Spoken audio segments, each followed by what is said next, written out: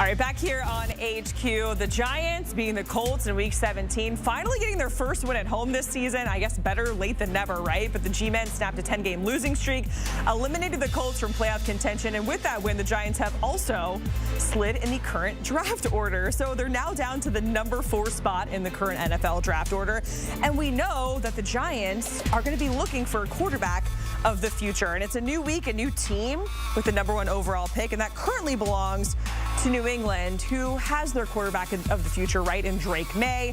Then we have the Titans. I mean, the jury's still out on Will Levis. Who knows if he's going to be their QB1. Now the Cleveland Browns are that number 3 spot.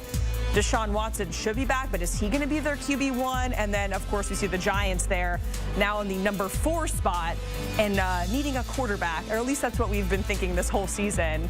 And Drew Lock said, I don't care. I'm going to go out and beat the Colts and have all these crazy numbers along the way to mess up the draft order, if you will. Let's welcome in our draft experts, Rick Spielman and Ryan Wilson. Gentlemen, the Giants, they get that win over the Colts, and Giants fans are kind of like, what's going on, guys? We need a quarterback. They slide to that number 4 spot, and seemingly there are 2 big quarterbacks to get in the first round, whether that's Cam Ward and Shedeur Sanders. So, Ryan, what does this mean for the Giants in that number 4 spot? And we're all thinking, hey, they need a quarterback, so what's going on? I said this last week when the Raiders won, and I'll say it again this week for the Giants. Worst win in franchise history. You had a chance to improve your draft stock.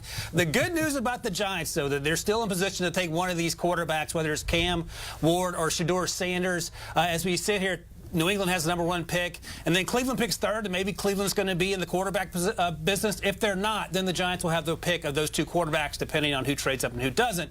But I think, and Rick said this last year repeatedly, you cannot come out of this draft without a quarterback, in this case, if you're the New York Giants. So whether it's Cam or Shedeur, you have to make that happen, and if you have to trade up a spot or 2, you have to make that happen as well, because there is no plan B. Daniel Jones is gone. He's been released. Drew Lock is fun for 2 quarters every other game or so, and then Tommy DeVito isn't a long-term answer either. So you have Malik Neighbors.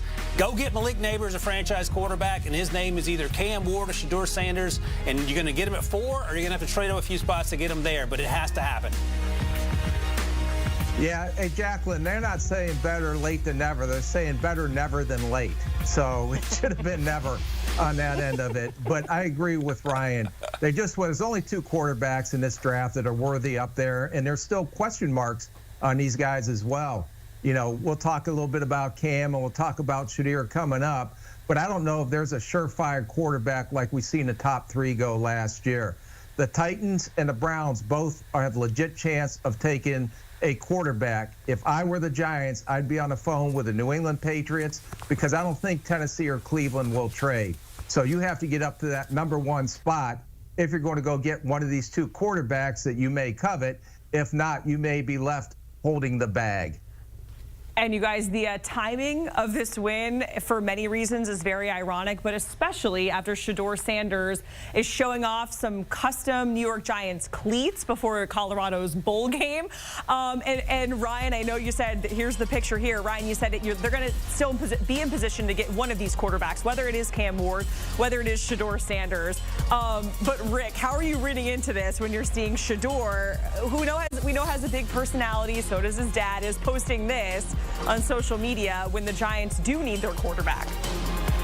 Cap violation. The Giants must have sent him those shoes. So I don't know. So maybe that's a subliminal message that he wants to play in the big market in New York. But to me, it's just like everything else. The NIL, all the marketing that these kids do right now, I think this is just another marketing ploy, whether it was a subliminal message or not. I think if you look at it, and now that New England has the number 1 overall pick, and we'll see what happens after next week. But last year, Caleb Williams got $39 million guaranteed on the 4 years of his contract. And, of course, they have the 5th-year option. So I imagine the first quarterback taken, and if it is the first overall pick in the draft, you're looking at $40 million guaranteed. So whether it's the Giants or whoever it's ended up going to be, that's a lot of money that's at stake right now.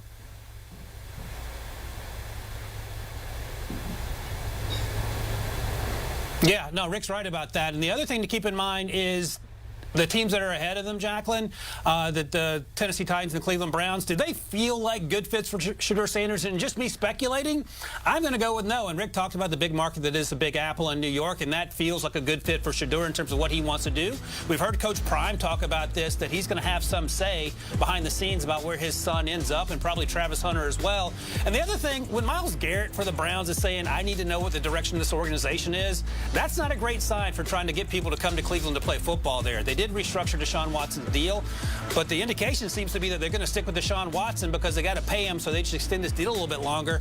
And will Deshaun Watson be okay with a franchise quarterback coming in there? You would imagine not. So I think all arrows point to the New York Giants having their say of the quarterback situation here. The other thing to keep in mind, and Rick talked about it, if the Tennessee Titans are in the quarterback business, then we need to have an emergency podcast with Pete Prisco to talk about why Bryce Young is out playing Will Levis. But that's a conversation for another time. I have a feeling that podcast episode is going to be like 3 hours long, so you might need to cut it into like part 1, 2, and 3 if you do go down that path. Rick, I know you mentioned, hey, if I'm the Giants, I'm calling up the New England Patriots to see if I can, work out something with them because they, of course, have that #1 overall pick.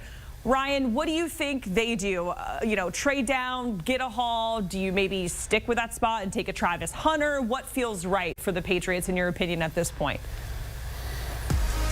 I would trade down. The only issue is not trade too far down, right? So if you can get to, say, the 5th pick, in that range there, that still allows you to get a Travis Hunter and then stockpile some picks and draft some much-needed offensive tackles, not guards or centers, which is what the Patriots have been drafting the last few years. Get some offensive line help on the outside for Drake May. But you don't want to trade down to 15 and then sort of take yourself out of the Travis Hunter business. I would imagine there's a situation, Jacqueline, maybe you get to range 8, 9, 10, and you can get someone like a Tedderell McMillan, the wide receiver out of Arizona, and then a left tackle, whether it's Kelvin Banks or Will Campbell.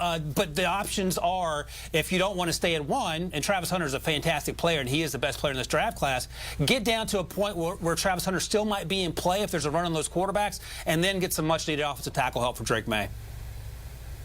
And I would say this on New England. I agree with trade down and get as many picks as you want. But if you do get stuck, I would go with Travis Hunter. If you look at their draft class this year, besides Drake May, they're not getting a lot of production out of any of these draft picks. The other issue is that that's a bad football team right now. When you watched them this past weekend, it looked like they weren't even competitive in the NFL. It looks like a homecoming team at times. So they do have a chance to trade down, get some impact players, get some more talent on this roster, because I didn't think last year's draft class had shown anything except, for Drake May, who I think is going to be their franchise quarterback. And can you imagine a Travis Hunter not only having an impact on the offensive side of the ball, but on the defensive side of the ball as well? And in my 30-some years of doing this, I've never seen a more dynamic athlete than I did evaluating Travis Hunter. All right, guys, let's talk about Cam Ward because, of course, we've talked about it. It's really a two-horse race here when it comes to the quarterbacks, whether it's Shedeur, whether it's Cam. He played 1/2 of the Pop-Tarts Bowl. And so, Rick, I want to start with you. If you're already shaking your head, I knew you were going to go this way. If you are a team that is looking at Cam Ward and you see that happen, does that impact how you feel about him through the draft process? Well, I know that's going to be addressed through the draft process, and I watched that game. I went back and watched it this morning, and he did make some big-time NFL throws. But why do you quit on your team at halftime? I don't know what the conversation was with Mario Cristobal, the head coach at the University of Miami, if it was planned, hey, I'm just going to play a half, I'm going to do this, then I'm getting out. But to me, either you're all in or you're all out. So if you're all in, just play the whole game and go win the bowl game with your brothers for the last time down at Miami. If you're not going to play or quit at halftime, then don't play at all. Because to me, it just was a bad look in my opinion. He went out there and threw 3 touchdowns in the first half. Like I said, made some opposite hash throws across the field. It almost looked like he was nonchalant at times, looked like he didn't want to get hurt a couple of times. He did use his legs to make plays, but he did bail out of bounds. So I don't know if that benefited him, but it sure did raise a lot of questions because I've never seen it. Jane Daniels didn't play in his bowl game. Okay, understood that. Maybe you address that during a pre-draft process, but I've never seen a player play half a game and then pull himself out. So I'd be anxious to hear what that explanation is.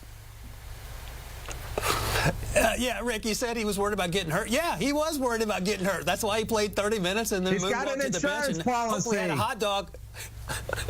I hope he had a hot dog like Michael Mayer did that made you so angry a few years ago, and I hope it was a good hot dog. Look, if he didn't play at all, you'd be bellyaching about it. He played for 30 minutes. He did his part. And if you want to talk about quitting on your team, how about every single week that Miami defense no-showing, and we're having to have Cam Ward drag that offense up and down the field. So, look, there are a lot of fingers to be pointed. I'm pointing a finger at you, Mr. Spielman. He is fine. He's still going to be a top 5 pick. He still has a very good chance to be the first quarterback taken.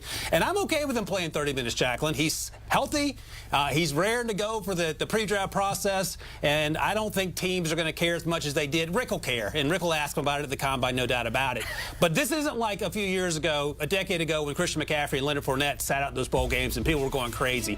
You sort of understand why they do it now. But I understand. I knew Rick was going to be angry because, Jacqueline, if you roll the ball out, Rick Spielman expects you to play every single down until your arms fall off. So, Cam Ward, you fell short of expectations for Mr. Spielman. Yeah, Rick, we're running out of time, but really quickly in like 10 seconds. So you would have rather have had Cam Ward not play at all than play half of a quarter. Or, I mean, half the game. Yeah, well, at least quit. Yeah, quit on your team before the game. Don't quit on your team halfway through the game. That's just a cardinal sin. Okay, Rick, Ryan, we certainly appreciate it. Talking about the NFL draft order, and make sure you check out the guys on With the First Pick podcast. In the latest episode, they're talking about biggest draft steals for the upcoming draft. You can download, follow, listen wherever you get your pods, or watch right now by scanning that QR code.